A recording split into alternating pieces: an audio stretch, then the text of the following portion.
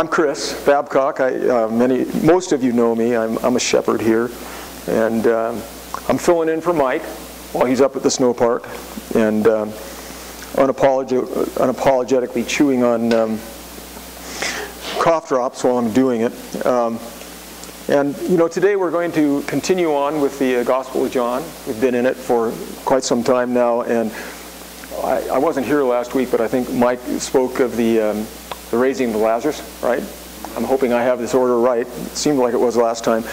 And so in the NIV, the next section is called A Plot to Kill Jesus, and that's John 11:45 through, I'm going to read through 54. It goes further than that. It's kind of a funny title, The Plot to Kill Jesus, as though the plot arose here. As we know, the plot arose sometime before the beginning of time. But that's where we are. And I've had this horrible crud that's been going around. I don't know how many of you have had it or not, but it's no funny. I see some nodding heads around. I mean, I know where I got it.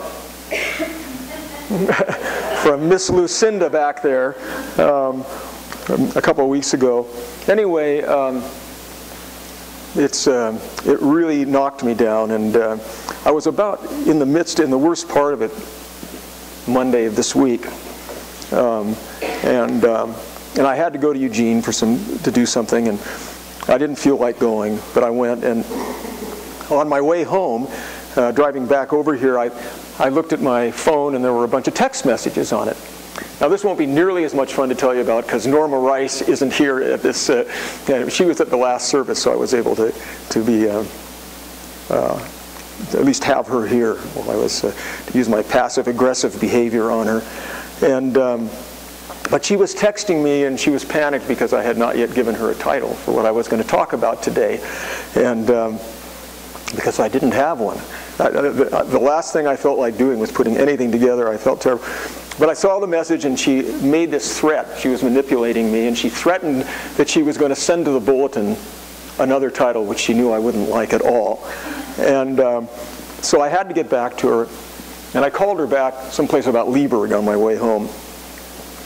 And I was feeling pretty sorry for myself, and I was all wrapped up in me. And I got Norma on the phone, and I'm sure she detected my my mood. And she said, "Well, you got to give me one because I got to give it to the bulletin." And I was sitting there, sort of steaming a little bit, and suddenly I looked up, and there were wild iris starting to bloom along the road, and I went by a yard, and there were daffodils, and there were crocus coming up. And the sun was shining. You know how the McKenzie River Valley is? I mean, it was gorgeous. And I had the dog with me. I took the dog for company. And she had her head out the window in the slipstream with her ears flapping around. She was having the time of her life. And I thought, you ought to get with it, Chris. You're losing your perspective on what life's all about. And I said, thought to myself, you ought to be aware of what's going on. I said to Norma, why don't we just call this awareness? I'm going to talk about awareness. Not really knowing where that was going to lead, but it's something that I struggle with in my life. That is awareness of reality, of what's going on around me. The enemy for me is my ego. It's that part of me that keeps me internalized, that tries to define who I am, and everything that I attach to in life, whether it's youth or health or wealth or whatever it is. My ego takes those things and says, that's you. And so everything becomes what we call an existential threat. Anything that doesn't agree with that, because it's about me. It's about that. That's how my self-image is built up by my ego. In that particular case, with Norma talking on the phone, I was wishing I was healthy, and I was really defensive about not being healthy that day. And so this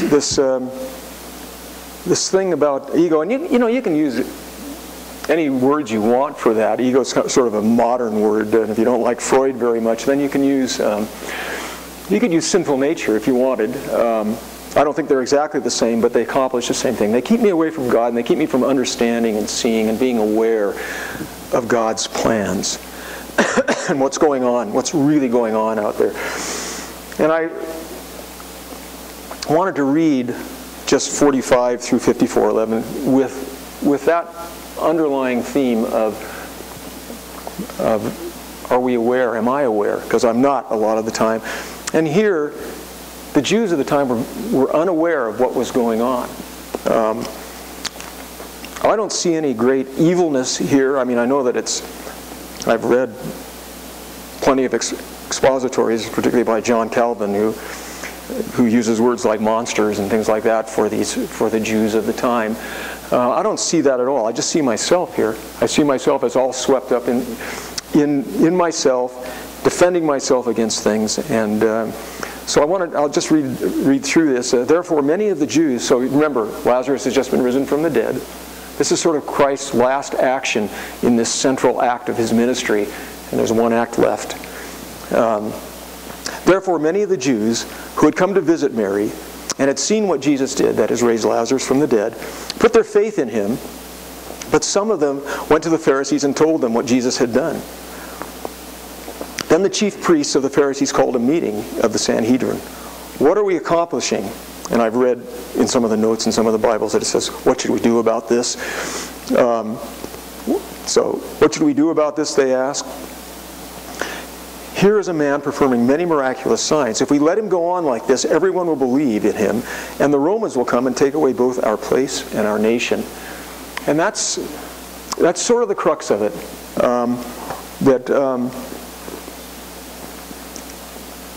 That they, like me, they were very concerned with their place in their nation. They were concerned with their culture.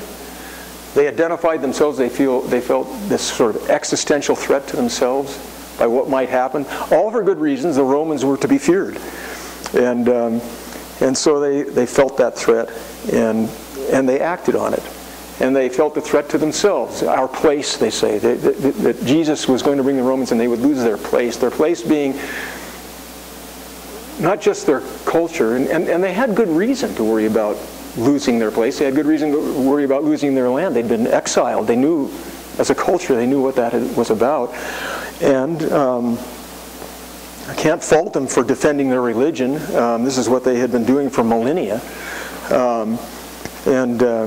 They're talking about the temple, and yes, they're talking about the wealth that they had by being in the Sanhedrin and by being priests. So there was lots for them to protect, and we can wonder aloud why. Pardon me. How could they be so blind? How could they not know what was going on here? How could they not know that he was the Messiah and that he'd come to save them from their sin? And easy for me. I mean, I've probably been right in the middle of them here. I might have been some of them that went along with him, because it says later some of them went along with this plot to kill Jesus because they wanted the praise of men, and they were afraid of being thrown out of the synagogue. I get it. It says, then one of them, named Caiaphas, who was a high priest that year, spoke up. You know nothing at all, he said to all the rest of them. You do not realize it is better for you that one man die for the people than that the whole nation perish.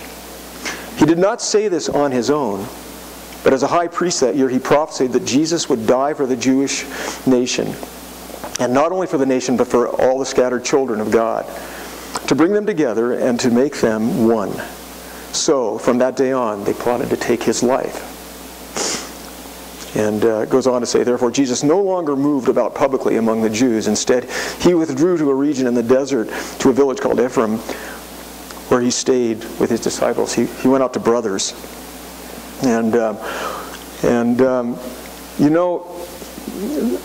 This has all the makings of a Greek tragedy. For those of you who have seen Greek tragedies, if you've seen any Shakespeare, you've seen Greek tragedies. That's what he wrote about. About people who were swept up in Greek tragedies and fate. Fate sweeps them up, and they're typically not bad people. They're people who are sometimes royalty. They're sometimes religious people. They are people who believe in what they're doing. And fate comes along. In this case, it's not fate, it's this plan of redemption. They're not going to change it.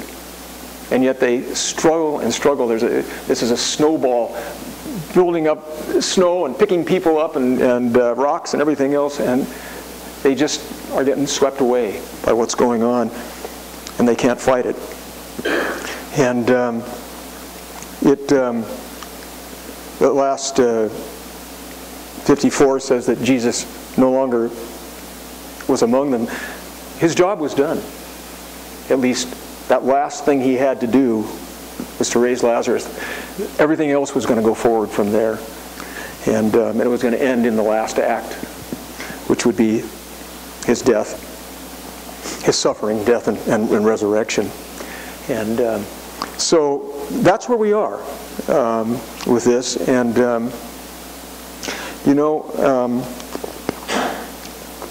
to sort of put it into modern day terms, it made me think of a story that you probably all know. Everybody read the trilogy or seen the movies, the J.R. Tolkien, Lord of the Rings. It starts with The Hobbit and then goes to Lord of the Rings. Everybody know? Yes? Yeah. You remember there's a tragic character in there, Gollum? You remember who Gollum is? Gollum finds the ring that has to be destroyed to save the world, to save Middle-earth. He never knows that. He never sees it, but he's got the ring, and the ring possesses him instead of the opposite, him possessing the ring. And as the story progresses, Gollum speaks frequently about his precious. And we realize we don't know whether he's talking about himself, and he doesn't know it either. We don't know whether he's talking about himself or talking about the ring. They've become one and the same. His ego has brought that in. It's made it so much a part of him, and he can't tell what's going on. And in the very end, he gets the ring back after being separated from it. In this victory dance, he holds the ring up. It still has Frodo Baggins' finger in the middle of it because he just chewed it off of his hand, if you remember the story. And he's doing a victory dance, and he does a victory dance right out over a cliff and into the fires of Mount Doom. That's probably slightly overdramatic for the way people's egos sometimes lead them to destruction, but in my own life, it's led to a certain kind of destruction, which has been a loss of serenity, a loss of contentment, a blindness, an unawareness of what's really going on, not seeing the things that were going on and being outside of them by being too much inside of myself.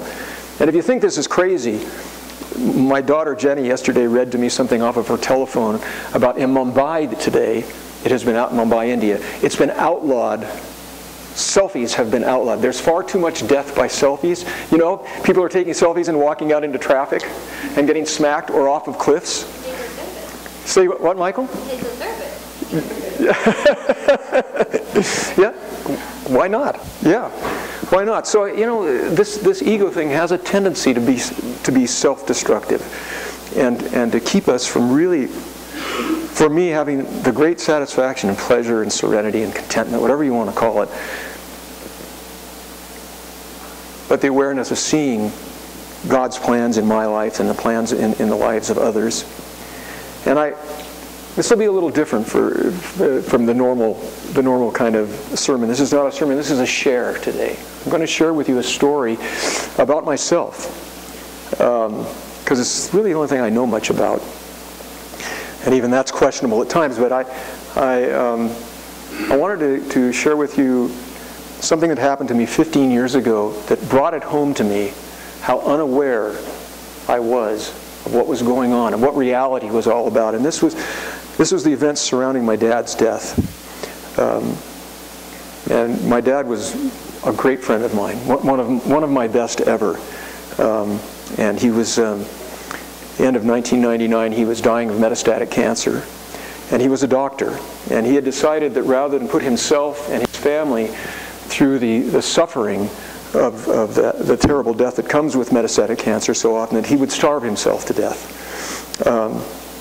And that he would just go, he was an atheist, and he would just go into the big sleep. That was his hope. And I was a fairly new, zealous Christian at that time. I'd been saved for 4 or 5 years, maybe at the most. I was already the elder in the church where I'd been saved, so I really felt I was a big shot. And I was zealous. The church that I was in, the board of elders spent a lot of time making us all accountable to each other. And one of the ways we were always accountable was at the elders' meetings, we would be asked, how many people did we bring before the Lord this week? And we even had ministries. We had a Samaritan ministry and we had a Judean ministry, so things were done at the fairgrounds perhaps, or were they done in the church. And I don't need to go into any great detail except that I always had a big goose egg in my column. I never had anybody. I couldn't do it. It was just something I couldn't seem to do. Walking up to an absolute stranger and saying, if you died today, do you know where you're going to go? It just didn't fit. It felt like the wrong place to get to know people. And so I couldn't do it. And but that was an important part of this new religion for me. And I was failing. And my ego didn't like that. It didn't like the idea that I was failing. And so my poor dad had a bullseye on his back, one that I had put there. I was going to go down. And my mom called me late, towards Christmas that year, and late in the year, and she said, your dad has gone to bed, and he asked me to call you and tell you that this is the last time that he's going to bed, and would you please come down and be with him? And my sister was already there. They'd been caring for him. And I said, of course. So I went down. I flew down there. It was down the next morning, all ready to go. I had all my ducks in a row, sinner's prayer, all of those things were ready. And I got down there, and he was still lucid. He was in bed. We had a hospital bed set up for him downstairs. And he was in bed, and we had a great time. We talked about things we had talked about over the years, reminisced, remembered things together, things that friends do. And towards the afternoon, he got very tired, and he said, I think I'm going to go to sleep. And but I want to say something to you before I do. And he said, I know that you've tried to convert me. That was the word he used. And he said, I'm not unappreciative. But he said, Chris, I want to tell you, I'm not afraid to die. But I'm going to miss you so much. And for that reason, I wish I had your faith. And I thought, oh boy, there's my opening. This was getting to be all about me again, right? And I was going to dive right in there.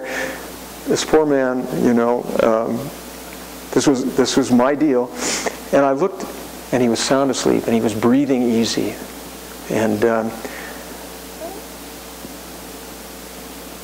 I thought about waking him up. Can you believe it? I think about that, and I think about how crazy my ego had made me in this, and how unaware I was of what was going on. A person in the final throes of his life who was laying there peacefully, and I was going to wake him up so I could make a hash mark in so many words on my list, and I could confront the elders of the church with that and say, yep, brought my dad to the Lord. I didn't. Through the grace of God, I didn't wake him up. And he awoke in the morning. We had a little more time together, but he was very close to the end. And he started to doze off frequently. And sometime during one of those dozing periods, my mom's pastor showed up at the house. And I'd known him for years. And I said, I expressed my great discontent and concern that I had not had a chance to witness to him properly, and he hadn't responded to anything I had done. And I remember Jack, my mom's pastor, saying, Chris, you need to let this go. And I didn't have any idea what he was talking about. How could I let it go? This was all about me. And he said something like, you have no idea what's going to happen here in the next several hours. This is beyond you. It's out of your control. This is not your deal. Nobody could say that in much clearer words. I'm like the Pharisees here. I was hearing it all, but it wasn't sinking in. It wasn't registering. And so he left, and my dad slept for a while longer, and then he became very agitated, and he started to toss around a lot and mumble and yell things, and this went on for quite some time. My sister and mom were pretty exhausted by then. They'd been taking care of him for several days and been up a lot. And I suggested that they might go take a rest. I suppose part of that was that I wanted time alone. I wanted to try another shot at him if I could get it. And And I remember getting so distraught by his obvious suffering that I called the hospice worker that I'd known, that I'd gotten to know, that had been had been active with him, and I said, I'd been trying to give him morphine, and he wouldn't take it orally. It's very bitter. And I said, should I give him an injection? And she said, well, you can do whatever you want. But she said, it isn't going to help. She said, I've seen this so many times before. He said, I know your dad. Your dad felt that this was the big sleep. And she said, he's becoming aware that it's something other than that, and he's ill-prepared for this. And she said, this is a spiritual battle. And, when I think back on those words, how profound they were, that here I was seeing this great mortal struggle between the powers of life and death, within God's grace, Him in the center of it. It was just vacant. It just wasn't sinking in, because I felt I had a job to do. Again, I'm back to these Pharisees again. Boy, I can really associate with this. I can really understand why they didn't get what was going on. They had not just their lives, they had millennia behind them of doing what they had done. And I just had a few years of a newfound religion that was making me sort of crazy about such things.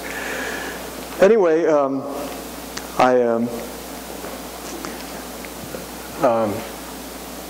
to remember exactly what happened. He was just really agitated, and it got to the point where I had to hold him down. He was in a hospital bed, and I was afraid he was going to roll out, and I had to hold him down. And whenever he would yell things out like, I want to get out of here, or something like that, boy, I'd be right in there with just the right words. He wasn't hearing a word I was saying.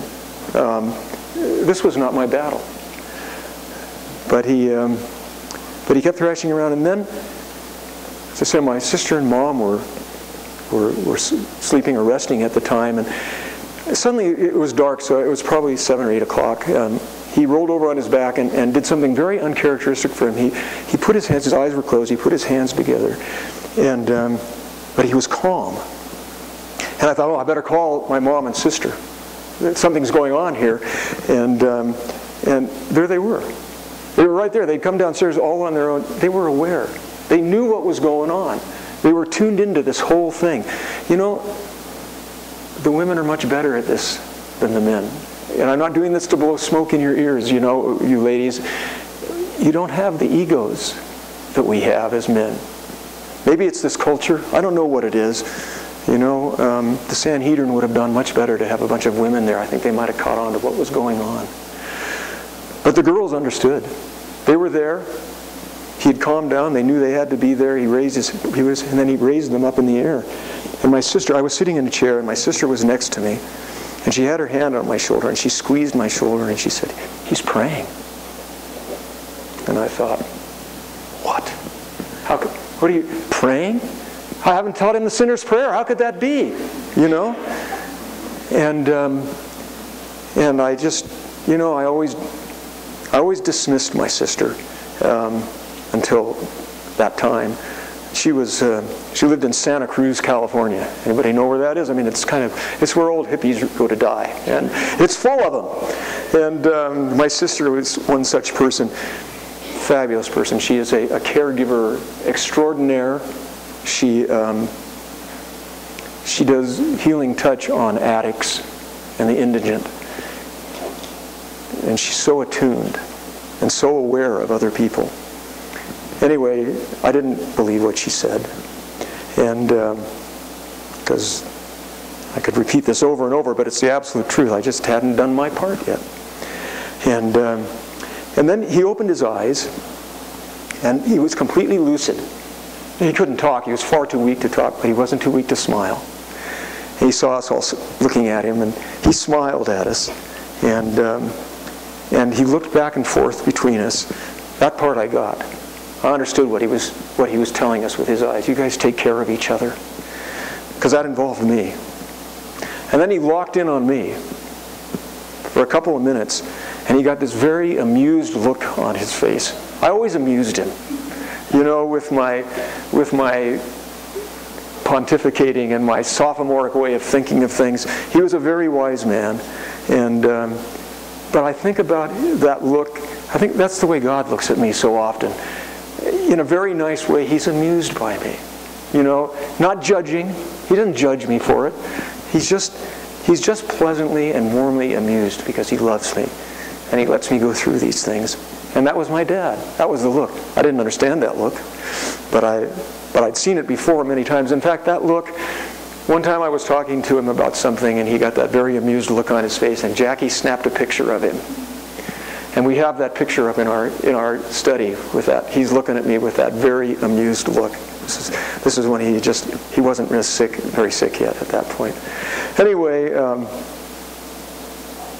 finally he looked at my mom, his love mate, his soul mate for almost 55 years. And they just loved each other with their eyes for a while. And my mom had this way of talking to my dad. It was kind of Porgy and Bess language. Do you know that the old musical Porgy and Bess? It was a musical. The music was by Gershwin. You probably heard the music "Summertime" and "The Livin' Is Easy." That came from that. And it was about a lot of poor blacks down in the South, and they had this mannerism, dialect, and speech, and they spoke to each other. And that's the way she spoke to my dad.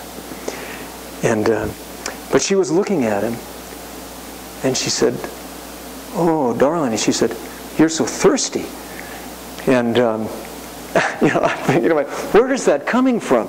And before I could really put it all together, my sister was handing him an eyedropper that I had been giving him, or trying to give him morphine, that he just wouldn't take it.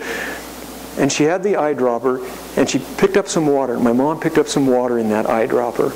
And I remember the Christmas tree lights were, I see it refracting through this eyedropper, and the drop on the lemon, she touched it to his lips and gave him several drops of water, which he took. And there my sister is. She's still next to me, and she sort of elbows me, and she says, "Baptism." And, you can imagine how this was going over about now. I wanted to get back to my elder group. I needed an ego fix in the worst way. And we've laughed about this so often, my sister and I. Anyway, baptism. And so then it was getting very near the end, and my mom was just locked in, and they were just loving each other. And then she went into this sort of Porgy and Bess. She said, "Oh, darling," she said, I can remember the word darling, "You're so tired." And she said, she took his cheeks, and she said, "And I love you so much." And she said, "But I know you gots to go." And his eyes filled with tears, and then he just went into this infinity of focus that those of you who have been around death understand. The machinery is still going, but they're gone. And I feel like I should swear on this Bible. At that moment, this was a San Francisco Bay Area, foggy night. The fog comes in, and it's just still. There's no breeze, nothing. And at that moment, a wind came around our house, and all of the bushes rustled up against the house. My sister's eyes were burning a hole in the back of my head, and I just wanted to ignore what was going on. I hadn't had my part in this. It wasn't my religion. This was not about me. But I knew at that point something dramatic was happening. And so the mortician or whoever it was came, and they picked him up. My sister clipped a few locks of his hair off to remember him by, and the girls went to bed. They were exhausted. I was too, but I didn't go to bed. I just sat down there and sat next to the bed where he had been, and just tried to think about what had happened. And I went for a walk. It was about 2 or 3 in the morning. It was still and foggy, and I dared that wind to come back up again. It didn't. And in the morning, I woke up. I'd been dozing in the chair. I hadn't gone to bed. And I was awakened. It was probably 10 o'clock in the morning by then. And I was awakened by the chattering of my sister and my mom upstairs. They were sleeping in my mom's bed. And I went upstairs to see what was up. And it was, they weren't joyous, for sure. They had just been through the death of my dad, but they weren't dismal either. They were just kind of talking.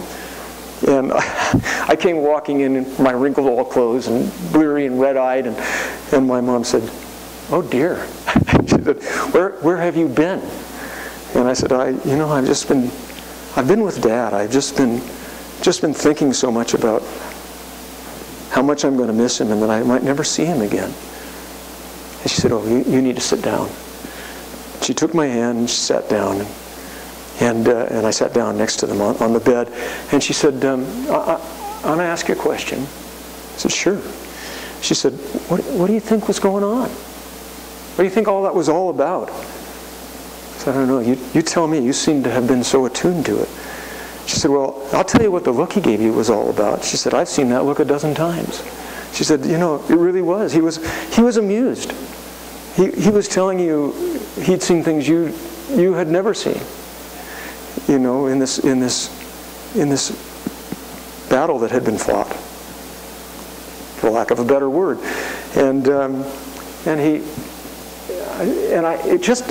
it just came to me, the vast gulf between my sister and my mom and myself, how they had been fully aware of what was going on. There was nothing getting in their way. They didn't judge it. They just took it in, and they knew exactly what was happening the whole time, and they never questioned it because they didn't have this block that I had in my head. And I remember my mom said, "You look terrible." I said, "Thanks, Mom. You look terrible. Why don't you just go lay down for a while? We'll go make some breakfast." And I did. And I remember laying there thinking, God, I'm willing. I'm willing to change this. It doesn't have to be like this. I'm willing to change. But I can't do it. I can't change myself. And I remember every morning when I woke up, I would say a prayer. I would say my morning prayer. And it was always, Lord, because I'd been taught, Lord, I give you this day. It was about me.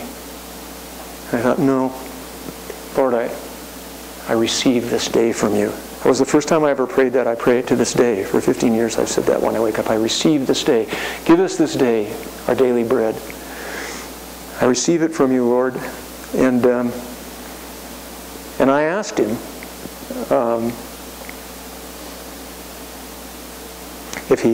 I didn't identify it as ego. I didn't identify it as anything. I only knew that I saw that contentment in my mother and sister, and I didn't have it. And he just very kindly began to remove those things from my life over a period of time. I have had so many of them. He could remove them from now until something freezes over, and there's going to be plenty left. I still got a lot of it. But he began to remove those. The first thing he did is he made it impossible for us to stay at that church, Jackie and me, my wife Jackie here. It wasn't enough to be accountable anymore. There were doctrinal statements that came up, and we had to say we believed this, that, or the other things that I had a hard time believing. And anyway, it just wasn't working anymore, and so we left that church. And we spent some time in the desert ourselves. But all the time, the first thing that he did in my life was he introduced me to some communities of safety, not in churches but other places, in 12-step meetings. He took me into places where I can share like this and where other people do this kind of thing, where they share their stories, where they're moving along in their spiritual journeys and they're unthreatened and people don't judge them and people don't try to fix them. That the understanding and the respect and the dignity is there for people that know that they've asked God into their lives for God to help them. They don't need me. My ego doesn't play a part in this. And he introduced me to that. And I met so many good people, first in Eugene. Started going to meetings over there, and then I came here, started going here. And he did that. He did what he does to all of us as we grow older. He taught me that one of the reasons I'm here on this earth is to teach me to learn to lose those things in a graceful way that I have to give them all up. On the day I die, they're all gone. All of those things, my youth, my needs, my wealth, my health, they're all going to be gone. And I got cancer. And, it was just sort of, choose when you want to give them up, but they're not, it's sort of the old saying, how's that going for you to keep them? Not very well, thank you. I think I would like to give those up. And so I started to give those up slowly with his guidance and his help. And then I came through those doors. I met Mike off-site one time, several times. We went for some walks and we talked, and I fell in love with him. And I came through the doors here, and I've heard every Sunday since I've come through the doors that exceedingly healthy self-image that we need to carry with ourselves. Don't know. It's that image that says that I am the eternal beloved of God, and nothing can change that. I can't be snatched from His hands. That He gathered me, that He keeps me, that He saved me, that He loves me. Those things can't be taken away. The things that ego loves to put the fear of annihilation into me over, all of those things that are perishable, can't lay a hand on those things of my relationship with Him. And I'm still work in progress, really work in progress. But get back to the idea of awareness. The less I live in my ego, the more I'm able to live in what we call living in spirit. That is, being aware of that spiritual world out there, being aware of what's going on. I've had numerous experiences with my children and in courtrooms and all kinds of other things going on where He has shown me at the time that it's happening the peace of knowing what's going on. Not always, but sometimes. And boy, it's a great place to be. It's where my mother and sister were at the death of my dad. It's where some of these folks were. It says that they put their faith in Him. Some of the people put their faith in Him. They saw it. But it's I'll be work in progress till the day I breathe my last, for sure. I have a lifetime of this. But He is, as He says, He's gentle. And He's humble of heart. Humble means to me egoless. That's what the word humility means. That's the perfect human being. I will never be that way. But that's the way He is. And so I just praise, God for what He's doing in my life. And I know this is different than what you often hear, is this sharing and this story, but I have to tell you, I feel safe in this place. I feel I can do this in this place. I haven't always felt that way in others, but it is a safe place for me, and I thank you for that, and I thank you for listening to what I had to say this morning. So if you pray with me. Father, we just come before you this morning, so grateful. For me, I have this gratitude, Lord, of this place, of the people that are here, the smiling faces, the nods, the non-judgment, Lord. This is just such a great place to be. I thank you for all of those places that you've placed me in. It's my prayer, Lord, that each one here can experience those kinds of things as you work through them in their lives. Many of us have so far to go, Lord, and you're so kind to us. So that's my prayer, and I thank you for being with each of us. Thank you for your Son, Lord, who died for us, that we could talk here, that we could know that we have a relationship with you. It's in His precious name that we pray. Amen.